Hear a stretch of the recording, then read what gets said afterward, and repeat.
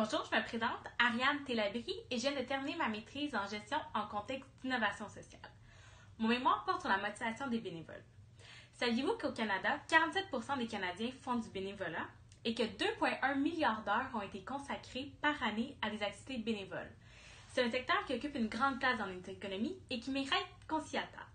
Ce qui m'a fait me questionner sur la motivation des bénévoles, c'est une récente étude qui dit que le plus grand nombre d'heures bénévoles par personne était accordé dans le secteur des arts et de la culture et le plus petit nombre d'heures bénévolat par personne était donné dans le secteur de la santé. La moyenne des heures tournait dans le secteur des services sociaux. Donc, avec le contexte socio actuel du Québec, avec une population vieillissante, on s'attendrait à ce qu'il y ait un plus grand nombre d'heures bénévoles données dans le secteur de la santé. Alors, qu'est-ce qui fait en sorte que les gens sont si attirés par le domaine des arts? Pour se pencher sur la question de la motivation, on a utilisé la lentille de l'altruisme. Selon les recherches de Clavien, il existe 3 types d'altruisme: l'altruisme comportemental, l'altruisme psychologique et l'altruisme instrumentaliste. Nous avons associé chaque type d'altruisme à des secteurs visés par notre étude de terrain, tel que le démontre notre graphique suivant. Donc, l'altruisme comportemental, où l'intérêt personnel de la personne bénévole est davantage mis de l'avant, a été associé au secteur des arts et de la culture. Alors que l'altruisme psychologique, où le don de soi est dirigé vers le bien-être d'autrui, a été associé au secteur des services sociaux. Finalement, l'altruisme instrumentaliste, qui est aider autrui dans l'espoir de contribuer par le fait même à notre propre bien-être, a été associé au secteur de la santé. Donc, pour tester notre modèle, nous avons ciblé 3 organisations par secteur. Donc, 3 dans le domaine de la santé, 3 dans le domaine des services sociaux et 3 dans le domaine des arts et de la culture, pour un total de 9 organismes. Dans ces organismes, nous avons eu une entrevue avec le gestionnaire de l'équipe des bénévoles, ainsi que 3 bénévoles, pour un total de 27 bénévoles interviewés pour cette étude de terrain. Ce qui est ressorti de cette étude, c'est que, de un, il était beaucoup trop réducteur d'associer un seul profil altruiste à un secteur et que des facteurs organisationnels occupaient une grande place dans la motivation des bénévoles, autant intrinsèques qu'extrinsèques. Et ces facteurs organisationnels sont principalement la proximité avec la mission et le degré d'autonomie dans la tâche qu'a un bénévole. Donc, on a pris les facteurs organisationnels qui ont ressorti de nos entrevues avec les bénévoles et les gestionnaires et on les a croisés avec les types d'altruisme sélectionnés auparavant. Donc, le graphique ici démontre les types d'altruisme sur l'axe vertical et sur l'axe horizontal, on a le degré de proximité qu'a un bénévole avec la mission de l'organisme. Donc, si on jette un coup d'œil plus proche, on peut remarquer que dans le dernier cadran, en bas à gauche, on retrouve un orchestre et un hôpital. C'est 2 organismes qui sont pourtant dans des secteurs différents, mais dans lesquels on va retrouver le même type d'altruisme, puisque les 2 vont être un peu plus éloignés de la mission et font appel à un altruisme qui est plus comportemental. Et comme on peut voir aussi en analysant le graphique suivant, c'est rare qu'il va y avoir des profils d'altruisme très purs.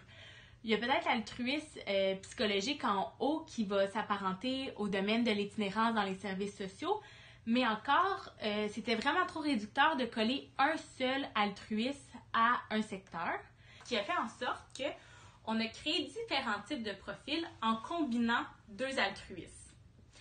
Comme vous allez le voir dans le prochain graphique, on a ajouté les facteurs organisationnels à notre hypothèse de base.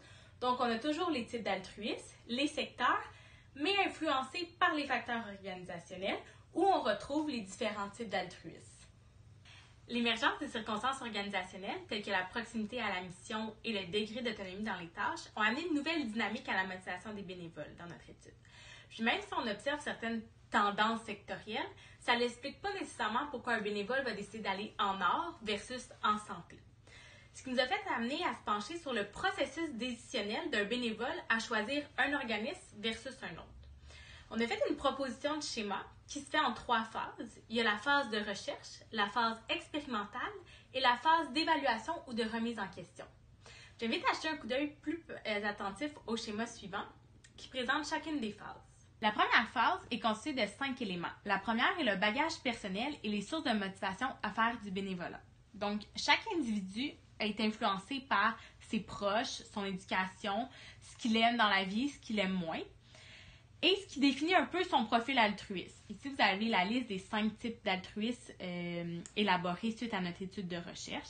Par exemple, altruisme comportemental avec altruisme instrumentaliste.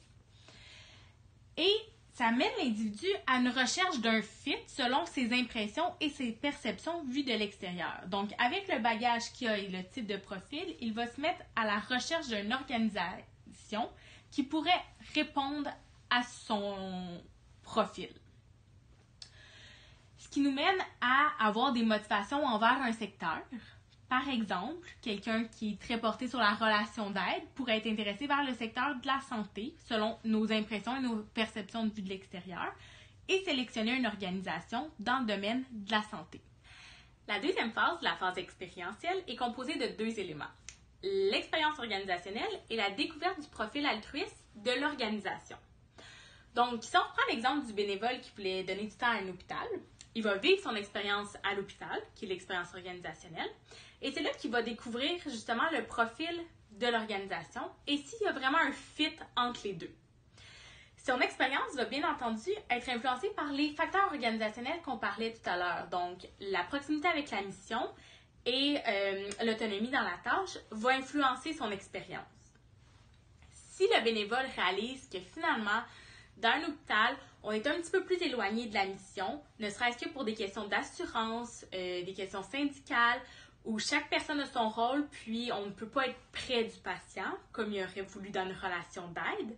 Il va se remettre en question, et c'est là qu'on passe à la phase 3 du schéma, questionnement ou confirmation, en se disant, est-ce que j'ai vraiment le bon profil, ou est-ce que c'est le profil avec l'organisation qui n'avait pas de fit? Et il va refaire la boucle du processus pour choisir un autre organisme. Peut-être que ça va être un organisme dans le même secteur, parce que comme on a vu, c'est pas parce qu'on est en santé que c'est tous des profils du même genre. Il pourrait y aller vers une plus petite organisation où le lien avec la mission va être plus proche que orienté vers un autre secteur aussi, en services sociaux où le lien d'aide est beaucoup plus présent, par exemple. Par contre, ça se peut que ça soit un fit entre les 2 profils et dans ce cas-là, c'est une phase de confirmation et les bénévoles continuent ses activités au sein de l'hôpital, par exemple, ou de son organisme et se réalisent comme bénévoles. Pour conclure, il est important de se rappeler qu'il n'existe aucune hiérarchisation dans les types d'altruisme et que tous les profils sont valables. À la base, le bénévolat est une recherche d'un contre-don. Il est donc normal que les bénévoles cherchent à vivre des expériences, se sentir utiles, créer des liens et saisir des opportunités.